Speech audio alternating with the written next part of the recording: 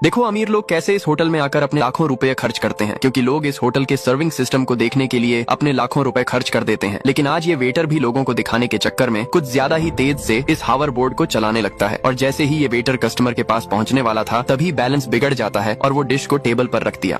देखो इन दोनों दोस्तों ने कितने कमाल का दिमाग लगाया। ये अपने दोस्त के साथ प्रैंक करने के लिए इस गैरेज के पार्किंग के दरवाजे पे एक 3D पर्दे को लगाने लगा, क्योंकि वो कुछ ही देर में इसमें अपनी गाड़ी पार्क करने आने वाली है। और अब तो इसका वो दोस्त यहाँ आ भी जाती है और सीधे इस पर्दे के अंदर ही अपनी गाड़ी घुसा देती है। इसे तो कुछ समझ नहीं आया कि क्या हुआ।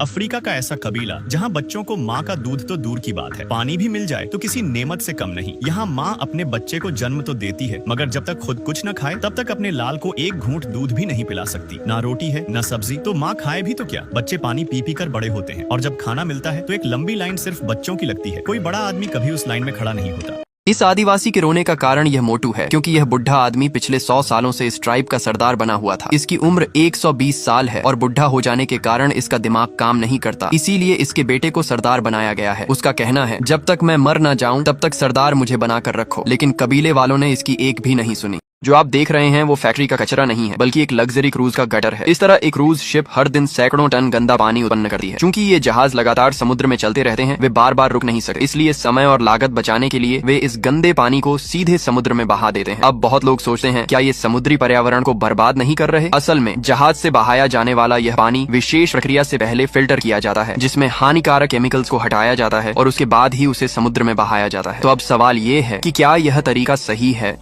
समुद्र में जब किसी जहाज के पलटने का खतरा होता है तो जान बचाने के लिए सबसे पहले इस नीले रंग के पाइप को नीचे गिराया जाता है। फिर ऊपर खड़ा शख्स तुरंत एक सिलेंडर खोलता है, जिसमें खास तरह की गैस होती है। ये गैस पाइप के जरिए नीचे मौजूद ऑरेंज तिरपाल में भरनी शुरू हो जाती है। अगर गैस सही से अंदर चली गई तो लाइफ बोट अपने आप खुल जाती है, लेकिन अगर गैस बाहर ही निकल गई तो बोट खुल नहीं पाएगी और फिर जान बचाना मुश्किल हो जाता है। यह जंगल में जून जुलाई के महीनों में इतनी गर्मी होती जैसे कि आप देख रहे हैं। इस आदमी को इतनी गर्मी लगी कि ये तपती धूप में जमीन पर बैठकर रोने लग गया। इस जंगल में पानी की बहुत ज्यादा कमी होने की वजह से ये ऐसे हो गए हैं। इनका रंग धूप की वजह से काला हो जाता है। लेकिन जब एक दिन इन्हें व्लॉगर ने बर्फ दी तो ये पागलों की तरह उस पर गिर पड़े। इन्हें ये इतनी ठंडी लगी कि ये किसी को दे ही नहीं रहे। जहां हमारे यहाँ किसान खीरे का सही रेट न मिलने पर उन्हें गुस्से में फेंक देते हैं, वहीं चीन के किसान खीरा बेचते नहीं बल्कि दफना देते हैं। जी हाँ, जब यहाँ खीरे तोड़ कर लाते हैं तो वो खीरे को मसालों से भरे बड़े बड़े बर्तनों में डालते हैं और 10 दिन तक छोड़ देते हैं। जब खीरा बाहर निकलता है तो वो होता है एक खास अचार, जो स्वाद में जबरदस्त और दाम में तगड़ा बिकता है, जो महीनों तक खराब भी नहीं होता। पहली नजर में लगा कि किसान पेड़ों को नुकसान पहुंचा रहे हैं, लेकिन नहीं। असल में बड़े पेड़ों से पपीते तोड़ने में किसानों को बहुत परेशानी होती है। अब किसान पपीते लगाते हैं तो पौधे के तने में छेद करके उसमें लकड़ी डालते हैं और हल्दी लगा देते हैं। इससे पेड़ ज्यादा ऊंचे नहीं होते, बल्कि छोटे पेड़ों पर ही ढेर सारे पपीते लगते हैं। ये तरीका न सिर्फ मेहनत बचाता है बल्कि आमदनी भी दोगुनी कर देता है।